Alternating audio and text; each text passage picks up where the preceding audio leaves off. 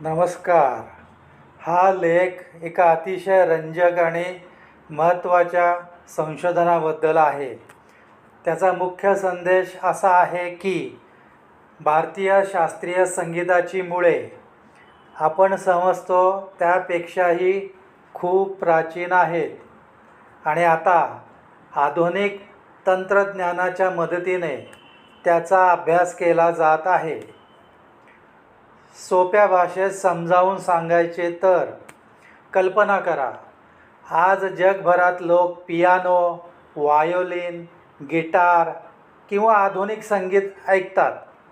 पण भारतात हजारो वर्षापूर्वीच संगीताची अत्यंत विकसित परंपरा होती. त्या परंपरेचा सर्वात मोठा पुरावा म्हणजे सामवेद. सामवेद म्हणजे काय? 4 वेदांपैकी एक वेद म्हणजे सामवेद. यात मंत्र फक्त वाचले जात नव्हते, तर विशिष्ट स्वरात गायले जात होते. त्यामुळे सामवेदाला जगातील सर्वात प्राचीन संगीत परंपरांपैकी एक मानले जाते. या संशोधनात काय होत आहे? पुण्यातील भांडारकर प्राच्यविद्या संशोधन संस्था हजारो वर्षापूर्वीच्या सामवेदातील संगीताचा अभ्यास करत आहे. संशोधक पुढील गोष्टी शोधण्याचा प्रयत्न करत आहेत. त्या काळात कोणते स्वर वापरले जात होते? आजच्या भारतीय शास्त्रीय संगीतात त्यांचे कोणते रूप दिसते? हजारो वर्षात संगीत कसे बदलत गेले? प्राचीन गायन पद्धती आणि आजच्या गायनात काय साम्य आहे? आधुनिक तंत्रज्ञानाचा उपयोग.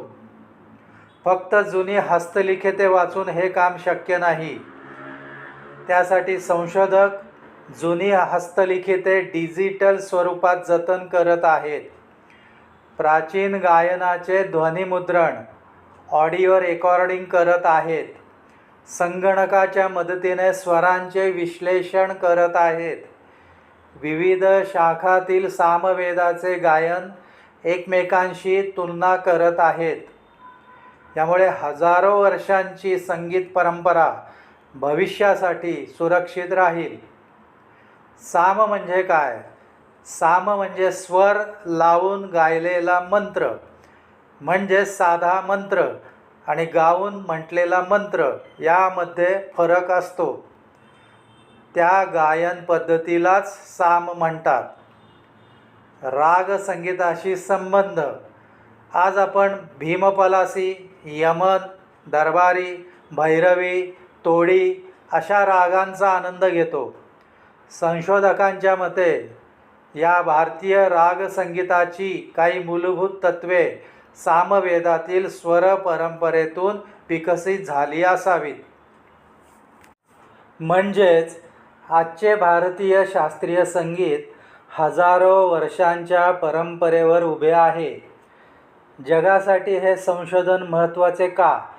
हे संशोधन फक्त भारतासाठी नाही, यातून संपूर्ण जगाला कळू शकते की मानवाने संगीताची सुरुवात कशी केली, संगीताचा इतिहास किती जुना आहे, प्राचीन संस्कृतीमध्ये संगीताचे स्थान किती मोठे होते.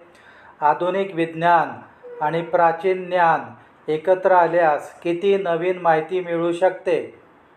एक सुंदर उदाहरण, जसे एखादा पुरातत्त्वज्ञ हजारो वर्षापूर्वीचे शहर शोधतो, तसे हे संशोधक हजारो वर्षापूर्वीचे स्वर शोधत आहेत. दगड, विटा किंवा भांडी शोधण्याऐवजी ते इतिहासातील हरवलेले सूर, लय आणि संगीत पुन्हा जिवंत करण्याचा प्रयत्न करत आहेत. या लेखाचा मुख्य संदेश, भारतीय संगीत ही केवळ कला नाही, तर हजारो वर्षांची वैज्ञानिक, सांस्कृतिक आणि आध्यात्मिक परंपरा आहे. आधुनिक तंत्रज्ञानाच्या मदतीने त्या परंपरेचे जतन आणि संशोधन होत आहे. यामुळे भारताचा संगीत वारसा संपूर्ण जगासमोर नव्या स्वरूपात उलगडणार आहे. खूप खूप धन्यवाद.